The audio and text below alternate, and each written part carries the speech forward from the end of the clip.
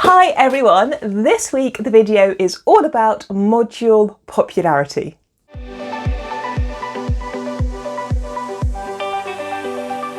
Hi, welcome back to the channel. My name is Caroline. I am a lecturer in physics here in the UK.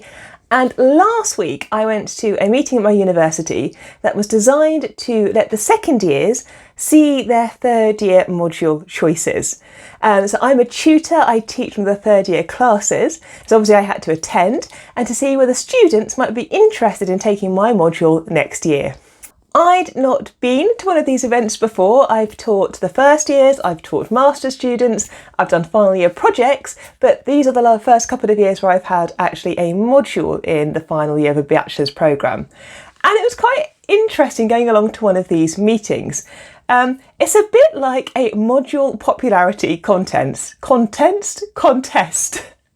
A module popularity contest. Are you a tutor teaching on one of the students' favourite modules?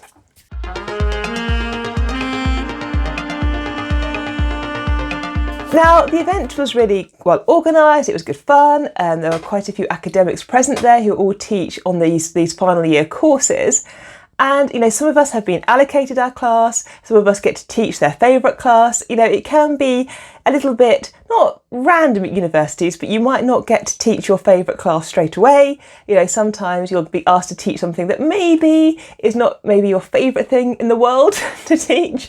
Although by the time you get to the later years of a degree programme, like year 3 and year 4, the courses tend to be more specialised. So you do tend to find yourself teaching, I guess, topics that you know better with your specialism because the course content requires it. But anyway, we're in this room. My department had laid on pizza, which is always good fun when there's pizza present. And then the students were hearing about each of the individual modules and deciding if they wanted to take that module or not in the following year. Now, of course, there's all sorts of requirements. You know, sometimes a module requires you to have taken one in the previous year. Sometimes if you're doing certain courses, like we have these physics with courses, if you're doing a physics with an extra element, then your course choices might already be decided for you. But for plenty of students, they have optional modules and they get to pick from them. And looking around, I was trying to work out what makes a module popular for students and how can you make your module more appealing or just clearer for the students when they're trying to pick between them.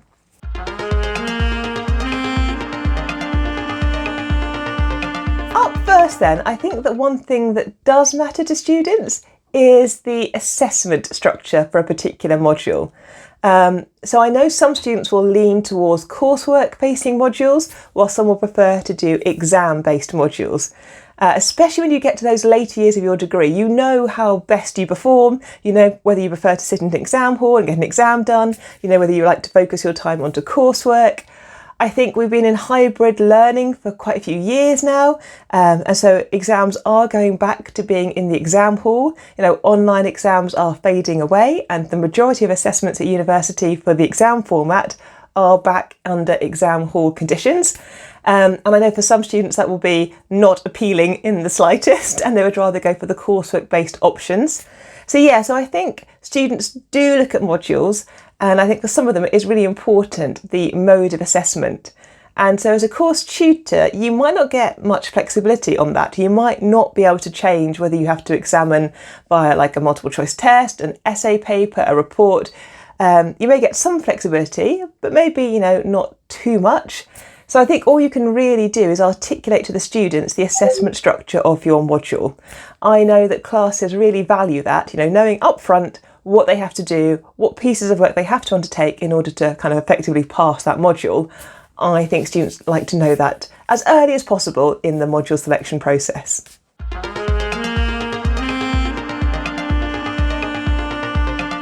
Of course, a reason that students will be selecting modules, and again, in these later years, they will be starting to specialise into elements of their subject that really interest them, and therefore there will be certain module content that they just really want to explore.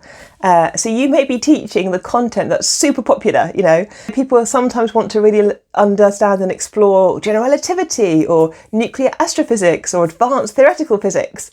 And so there may just be certain content that attracts students. And again, as a module leader, maybe you've got one of those modules that naturally attracts the students. Maybe you've got a module that's less well known, or maybe it's more kind of a niche area.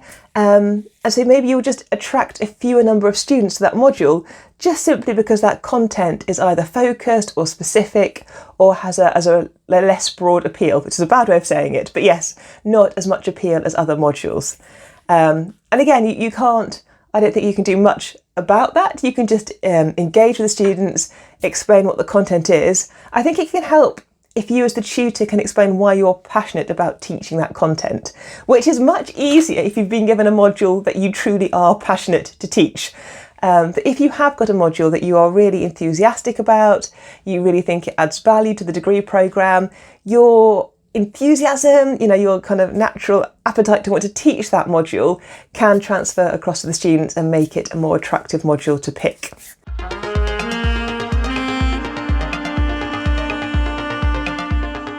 Contact time, some students really like being in lecture theatres or laboratories or tutorials or workshops. Other students will value independent study far higher and kind of doing their own independent learning. So again, in my subject, in my department, we have to make it quite clear how many lectures are going to be workshops and tutorials and independent study. So students can look at how that module is going to be taught and think, does it suit them? So they're kind of juggling, I guess, the style of the module, the teaching of the module, the content, crucially, is the content aligned to what they want to do in the future? And possibly the assessment structure, is that aligned to how they feel they perform best? Students have got a lot of factors going on when they're trying to pick these final year optional modules. And, in part, maybe, I don't know, but maybe there's a tiny bit that comes down to the course tutor. So as tutors of university courses, we can't guarantee that every year the same tutor will teach the same course. It just doesn't happen in university land. We change between courses, we get moved around. Sometimes courses have to stop for one reason or another because a module needs to either have a pause because an academic member of staff's gone on sabbatical. Things are flexible at university. And so I do say to students, don't choose a module based on the person teaching it, because that person might not be there when you come to it next year. But I think invariably by the time you get to those later years of a degree programme, the students do in the main tend to know their course tutors, they do know the academics within the department. And so maybe there's some kind of unconscious thinking as well when they're choosing their module as to who actually teaches it and the way that person communicates and teaches. Maybe that also has some kind of small factor. But I always warn students that they shouldn't base their students based on the tutor, because the tutor may change upon them and then they haven't got the same person they thought they were going to get.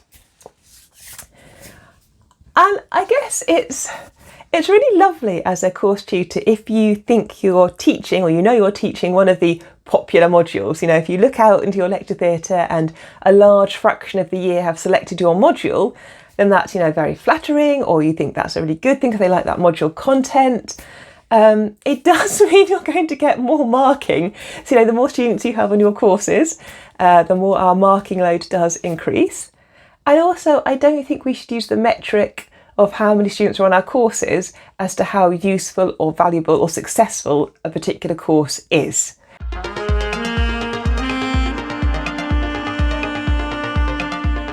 Yes, the number of students on a course is one defining parameter that we can use as an indicator for the course and how that course is going. But you may, as I said, be teaching a subject that's very specific or got very tailored content to a specific application, in which case you wouldn't necessarily expect to see the whole year group choosing that module. You'd expect to see a certain fraction picking that module. And then is it the number of the students that have taken the module that we should be using as a metric? Or is it rather maybe how many students are successful within that module? How many students successfully complete and pass that module? How is the student engagement when they're undertaking that particular semester and going to those particular classes? I think there are other parameters and metrics alongside just sheer student numbers that can kind of be used to evaluate how successful our modules are.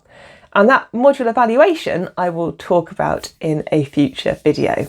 So in the meantime, if you are new around here, as you probably guessed from this video, we chat about all things academic. If you'd like further details, there's a blog post that I keep over on my website, drcst.com, which I will pop into the kind of the comments box below.